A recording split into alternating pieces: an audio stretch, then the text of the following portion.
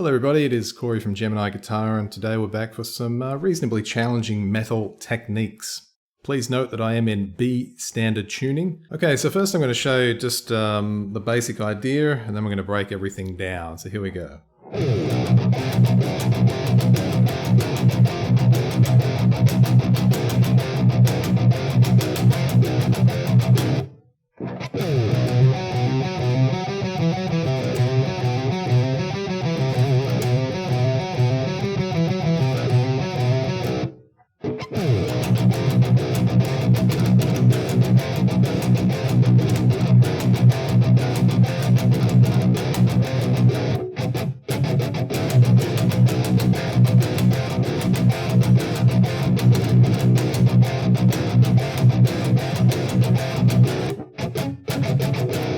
Rightio, so the first idea that we're doing is down in the open position. We're going to be using an open E power chord and a B flat power chord. And what we're going to be doing with that is we're going to be accenting the chord, and then in between that using the palm muted 6th string. So I'm just going to slow that bit down so you can see how it works. But it's basically chord stab, 2 palm muted E's, and then the next chord stab, 2 palm muted E's, and repeat that. And then at the end, just to fill things out, we'll do a little bit extra on the open E string.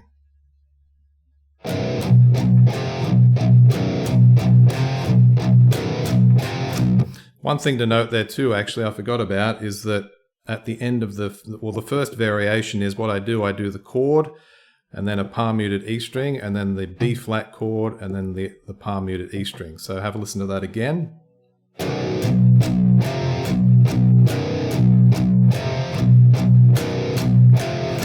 Just that bit there.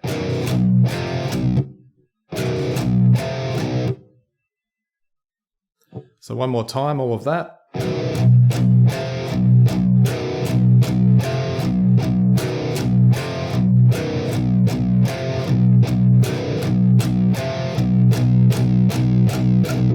So as you can hear there at the end in the second variation, although there's not much going on except for the open E string palm muted, that just fills things out so we can get to the end of the bar and then begin the next sequence.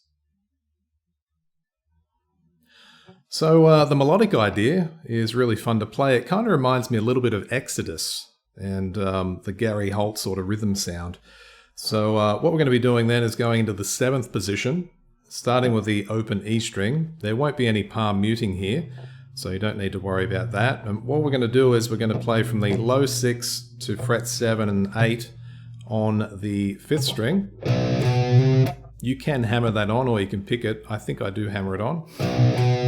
Yes, I do. And then we're going to go to the 9th fret on string 4. So far we get this. And then what we're going to do is we're going to vary that. Sorry, we're going to repeat that over and over again, just those 3 notes for a bit.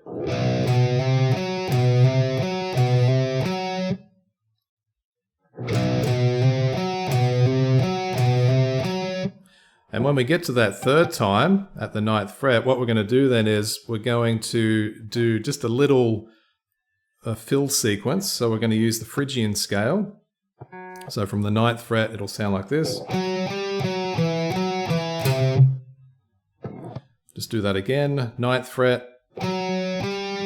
That's all on the 4th string.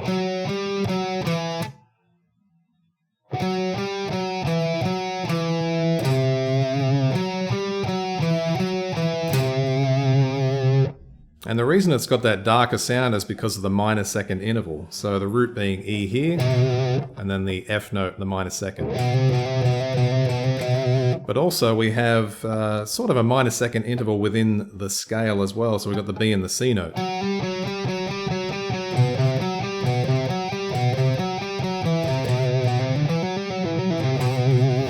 And those are the 2 intervals within the Phrygian mode that really do make it sound the darkest.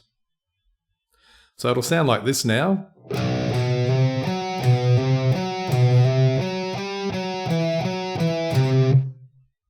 And we're basically going to go back and do a similar thing again.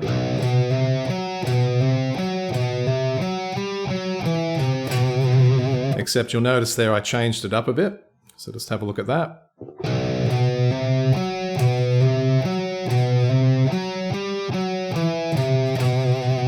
So those last few notes.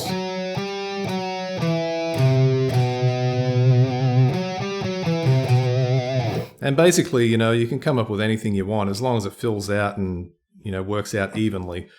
It really doesn't matter. So just go with what sounds good once you've learnt the basic idea. So let's have a listen to that twice through. So we'll have each variation. And I think on the next time then I just stop on the low E string so we can go back into the next sequence.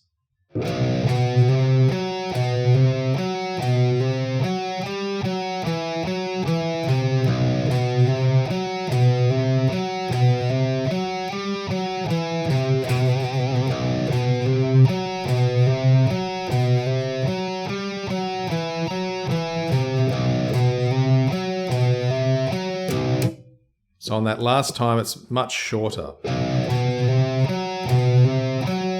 You've only got a couple of the repeats there, and then the low E string, and that's it.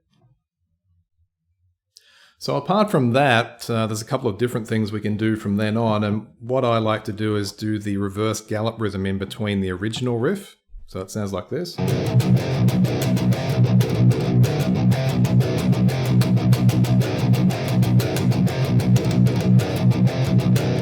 So the reverse gallop I have covered in previous lessons. I did a video dedicated to it, and then I also did triplets, reverse gallops, and gallop rhythm. So you can check out those videos if you'd like. But the basic idea is we start on the beat, and we do 2 16th notes followed by an 8th note. So it sounds like this.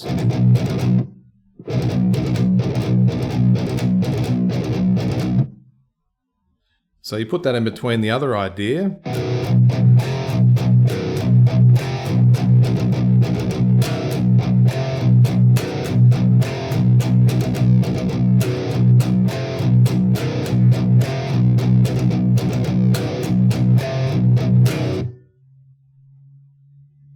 And then finally, this is sort of something I stumbled on by accident, but what I'm doing is adding a little bit of dissonance here, because instead of doing the open E power chord,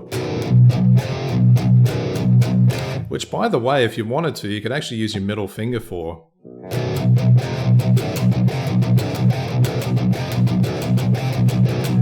That would make it a hell of a lot easier for the fretting side of things, but I know some people prefer not to do it that way. Either way works anyway, but what I'm doing is I'm putting lowering the 5th, so we're going to flatten the 5th and play that with the low E string. So we get that really chaotic tritone dissonance. It does sound a little bit muddy in the B tuning, but that's to be expected. So what we do is we just replace the E power chord with that instead, so we get this.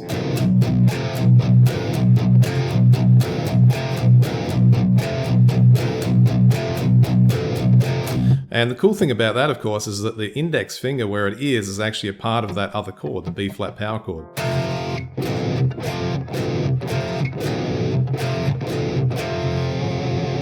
So definitely not as much work there for the fretting hand. So let's have a look at that.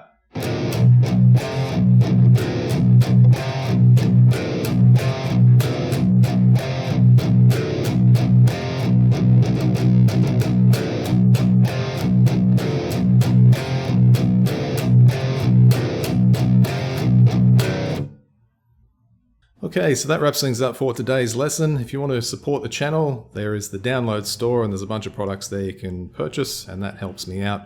And if you can do that, that's greatly appreciated. Also, just check out the website in general. There's a bunch of other cool stuff there and some free transcription downloads for you to check out. And until the next lesson, bye for now.